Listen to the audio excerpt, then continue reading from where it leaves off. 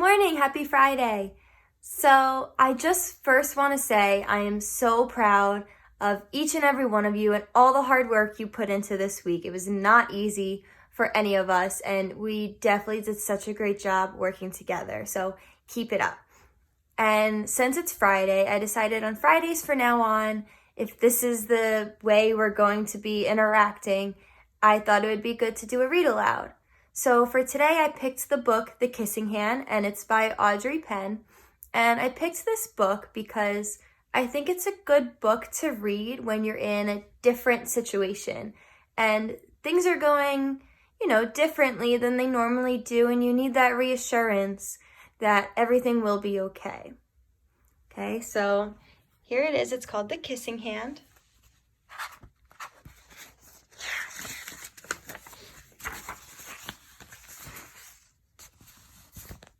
Okay. Chester Raccoon stood at the edge of the forest and cried. "I don't want to go to school," he told his mother. "I want to stay home with you. I want to play with my friends, and play with my toys, and read my books, and swing on my swing. Please, may I stay home with you?"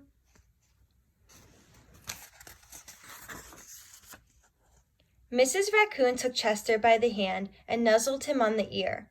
"Sometimes we all have to do things we don't want to do," she told him gently, "even if they seem strange and scary at first. But you will love school once you start."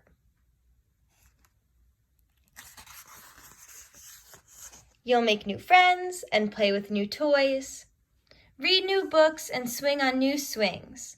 Besides," she added, "I know a wonderful secret that will make your nights at school seem as warm and cozy as your days at home." Chester wiped away his tears and looked interested. "A secret? What kind of secret?" "A very old secret," said Mrs. Raccoon. "I learned it from my mother, and she learned it from hers. It's called the kissing hand." "The kissing hand?" asked Chester. "What's that?"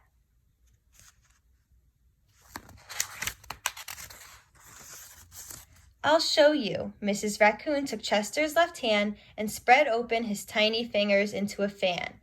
Leaning forward, she kissed Chester right in the middle of his palm. Chester felt his mother's kiss rush from his hand, up his arm, and into his heart. Even his silky black mask tingled with a special warmth.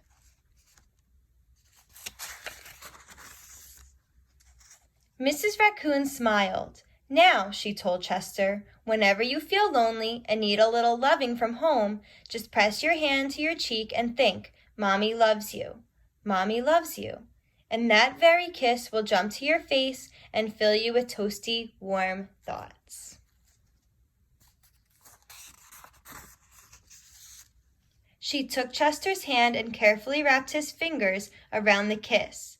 "Now do be careful not to lose it," she teased him. "But don't worry, when you open your hand and wash your food, I promise the kiss will stick."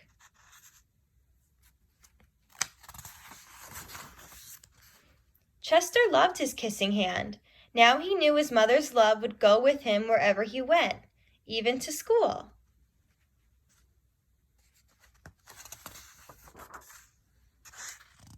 That night, Chester stood in front of his school and looked thoughtful.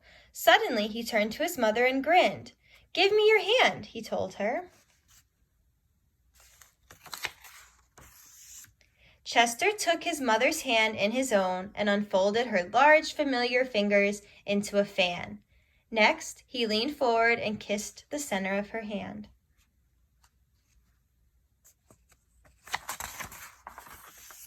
"Now you have a kissing hand too," he told her, and with a gentle goodbye and "I love you," Chester turned and danced away.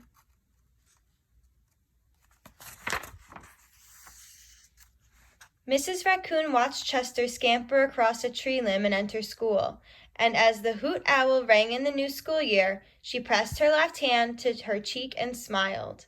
The warmth of Chester's kiss filled her heart with special words.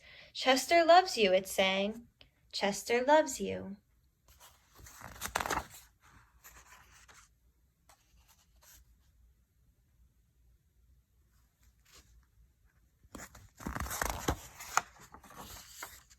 I love you.